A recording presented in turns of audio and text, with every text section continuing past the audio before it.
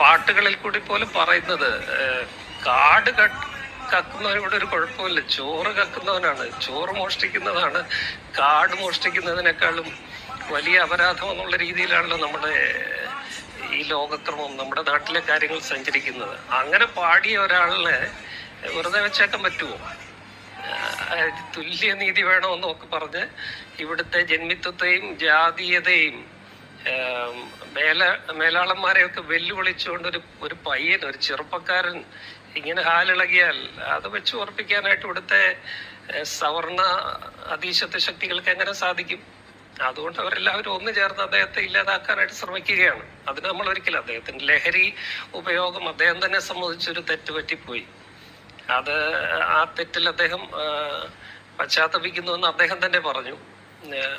പക്ഷെ മറ്റേ കേസ് എന്ന് പറയുന്നത് പുലിപ്പല്ല എന്നൊക്കെ പറയുന്നത് ആസൂത്രിതമായിട്ട് ഒരു വലിയ ക്രിമിനലിനെ എഴുന്നള്ളിച്ചുകൊണ്ട് വരുന്ന രീതിയിലല്ലേ വേടനെ മാധ്യമങ്ങളുടെയും സമൂഹത്തിന്റെ മുമ്പിലൊക്കെ പരേഡ് ചെയ്യിച്ചത്. അവിടെയാണ് നമ്മൾ ഈ പറയുന്ന ഈ ജാതീയതയുടെയും സവർണ മേധാവിത്വത്തിന്റെയും ഒക്കെ ഇരട്ട നീതി പ്രകടമാകുന്നത്. നമുക്ക് സ്വാധീനമുണ്ടെങ്കിൽ, ജാതിയുടെ പ്രിവിലേജ് ഉണ്ടെങ്കിൽ, അധികാരത്തിന്റെ പ്രിവിലേജ് ഉണ്ടെങ്കിൽ നമ്മൾ ചെയ്യുന്ന കുറ്റങ്ങളൊക്കെ ഇല്ലാതാകും. ഇന്ന് പലരും രക്ഷപ്പെടുന്നതൊക്കെ, ഞാൻ ആരുടെയും പേര് പറയാൻ ആഗ്രഹിക്കുന്നില്ല, സ്വാധീനമുള്ളവരുടെ മക്കളൊക്കെ സമാനമായ കേസുകളിൽ നിന്ന് എങ്ങനെയാണ് ഊരിപ്പോരുന്നതെന്നൊക്കെ നമ്മൾ കണ്ടുകൊണ്ടിരിക്കുകയല്ലേ.